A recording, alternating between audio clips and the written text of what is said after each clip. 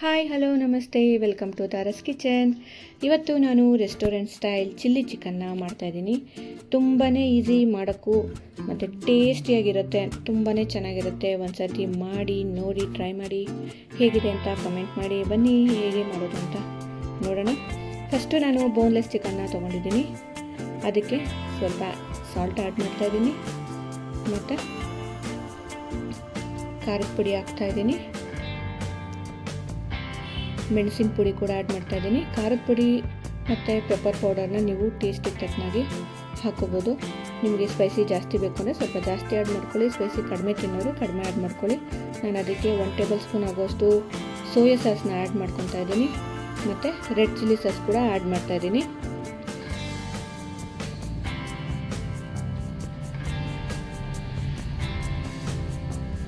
ನಾನು 2 table spoon ಅಷ್ಟು ಕಾರ್ನ್ಫ್ಲೋರ್ನ ತೊಗೊತಾ ಇದ್ದೀನಿ.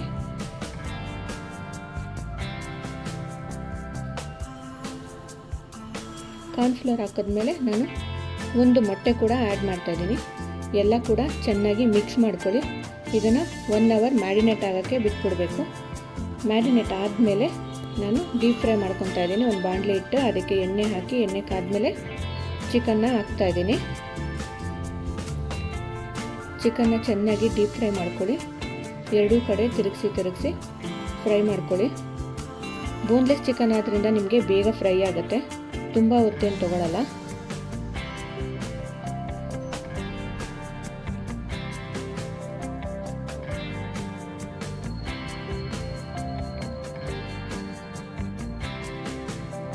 ಚೆನ್ನಾಗಿ ಎರಡು ಕಡೆ ತಿರುಗಿಸಿ ಫ್ರೈ ಮಾಡ್ಕೊಳ್ಳಿ.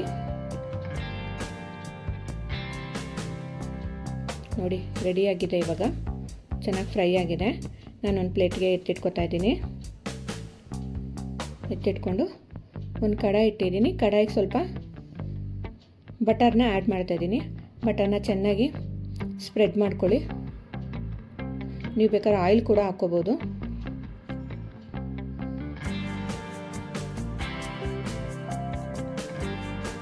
ಅದಕ್ಕೆ ನಾನು ಸಣ್ಣಗೆ ಹೆಚ್ಚಿಟ್ಟಿರುವಂಥ ಬೆಳ್ಳುಳ್ಳಿ ಕೂಡ ಹಾಕ್ತಾಯಿದ್ದೀನಿ. ನಾನು ಒಂದು 2 ಟೇಬಲ್ ಸ್ಪೂನಷ್ಟು ಬೆಳ್ಳುಳ್ಳಿ ತೊಗೊಂಡಿದ್ದೀನಿ. ಅಂದರೆ 1 ಉಂಡೆ ಅಷ್ಟು ಬೆಳ್ಳುಳ್ಳಿ ತೊಗೊಂಡು ಸಿಪ್ಪೆ ಬಿಡಿಸಿ ಸಣ್ಣಗೆ ಹೆಚ್ಚಿಟ್ಟಿದ್ದೀನಿ. ಅದಕ್ಕೆ ಹಸಿಮೆಣಸಿನ್ಕಾಯಿ ಕೂಡ ಆ್ಯಡ್ ಮಾಡ್ತಾಯಿದ್ದೀನಿ. ಹಸಿಮೆಣಸಿನ್ಕಾಯಿ ಕೂಡ ಒಂದು 5 ರಿಂದ 6 ತೊಗೊಂಡು ಸಣ್ಣಗೆ ಹೆಚ್ಚಿ ನಾನು ತೊಗೊಂಡಿದ್ದೀನಿ. ಅದನ್ನು ಕೂಡ ಚೆನ್ನಾಗಿ ಫ್ರೈ ಮಾಡ್ಕೊಳ್ಳಿ. ನಿಮಗೆ ಚೆನ್ನಾಗಿ ಫ್ರೈ ಮಾಡಿದ್ರೆ ತಿನ್ನಬೇಕಾದ್ರೆ ಬಾಯಿಗೆ ಸಿಕ್ಕಿದಾಗ ನಿಮಗೆ ಖಾರ ಆಗೋಲ್ಲ, ಚೆನ್ನಾಗಿರುತ್ತೆ. ಅದೊಂಥರ ಎಣ್ಣೆಲಿ ಜಾಸ್ತಿ ಫ್ರೈ ಆದಷ್ಟು ಅದು ಖಾರ ಕಡಿಮೆ ಆಗುತ್ತೆ ಹಸಿಮೆಣಸಿನ್ಕಾಯಿ. ಮತ್ತು ಬೆಳ್ಳುಳ್ಳಿ ಫ್ರೈ ಮಾಡಿದಷ್ಟು ತಿನ್ನೋಕ್ಕೆ ಟೇಸ್ಟ್ ಕೊಡುತ್ತೆ, ತುಂಬ ಚೆನ್ನಾಗಿರುತ್ತೆ. ಬೆಳ್ಳುಳ್ಳಿ ಜಾಸ್ತಿ ಹಾಕಿದಷ್ಟು ತುಂಬ ಟೇಸ್ಟ್ ಇರುತ್ತೆ.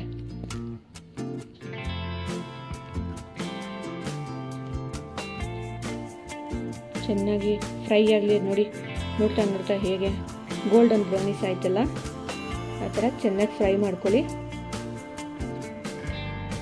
ಈಗ ನಾನು ಅದಕ್ಕೆ ಆನಿಯನ್ ಮತ್ತು ಕ್ಯಾಪ್ಸಿಕಮ್ನ ಆ್ಯಡ್ ಮಾಡ್ತಾಯಿದ್ದೀನಿ. ಆನಿಯನು ಕ್ಯಾಪ್ಸಿಕಮ್ ಕೂಡ ನಾನು ಸ್ವಲ್ಪ ದೊಡ್ಡದಾಗಿ ಕ್ಯೂಬ್ಸ್ ಥರ ಕಟ್ ಮಾಡಿ ಹಾಕಿದ್ದೀನಿ. ಅದನ್ನು ಕೂಡ ಚೆನ್ನಾಗಿ ಫ್ರೈ ಮಾಡ್ಕೊಳ್ಳಿ.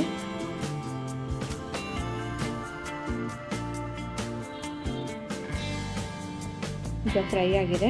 ಇದಕ್ಕೆ ನಾನು 1 ಸ್ಪೂನ್ ಅಷ್ಟು ಸೋಯಾ ಸಾಸ್ನ ಹಾಕ್ತಾಯಿದ್ದೀನಿ.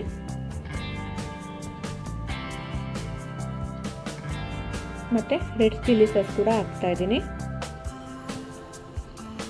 1 ಸ್ಪೂನಷ್ಟು ಗ್ರೀನ್ ಚಿಲ್ಲಿ ಸಾಸ್ ಕೂಡ ಹಾಕ್ತಾಯಿದ್ದೀನಿ.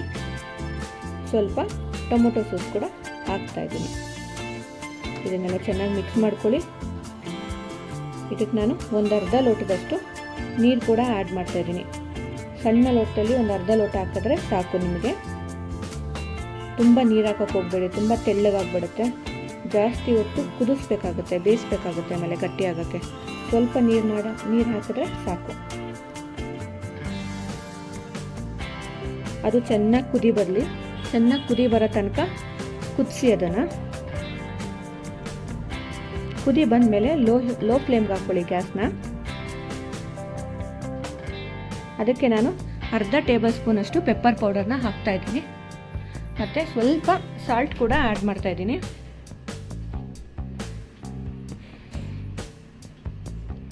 ಯಾಕೆಂದರೆ ಸ್ವಲ್ಪ ಸಾಲ್ಟ್ ಹಾಕಿ, ನಾವು ಚಿಕನ್ಗೂ ಕೂಡ ನಾವು ಸಾಲ್ಟ್ ಹಾಕಿದ್ದೀವಿ. ಸೊ ಅದಕ್ಕೆ ಸ್ವಲ್ಪ ಕೂಡ ಸಾಲ್ಟ್ ಹಾಕಿ ಅದಕ್ಕೆ ನಾನು ಕಾರ್ನ್ಫ್ಲೋರು ಮತ್ತು ವಾಟರ್ನ ಮಿಕ್ಸ್ ಮಾಡ್ತಾಯಿದ್ದೀನಿ. 1 ಟೇಬಲ್ ಸ್ಪೂನಷ್ಟು ಕಾರ್ನ್ಫ್ಲೋರ್ನ ತೊಗೊಂಡಿದ್ದೀನಿ ಮತ್ತು ಸ್ವಲ್ಪ ನೀರು ಮಿಕ್ಸ್ ಮಾಡಿ ಅದಕ್ಕೆ ಆ್ಯಡ್ ಮಾಡ್ತಾಯಿದ್ದೀನಿ. ನೋಡಿ, ನೀವು ಕಾರ್ನ್ಫ್ಲೋರ್ ಹಾಕಿದ ತಕ್ಷಣ ಹೇಗೆ ಗಟ್ಟಿ ಆಗುತ್ತೆ ಅಂತ. ಈಗ ಗಟ್ಟಿ ಆಗಬೇಕು. ಗ್ಯಾಸ್ನ ಲೋ ಫ್ಲೇಮಲ್ಲೇ ಇಟ್ಕೊಂಡಿರಿ.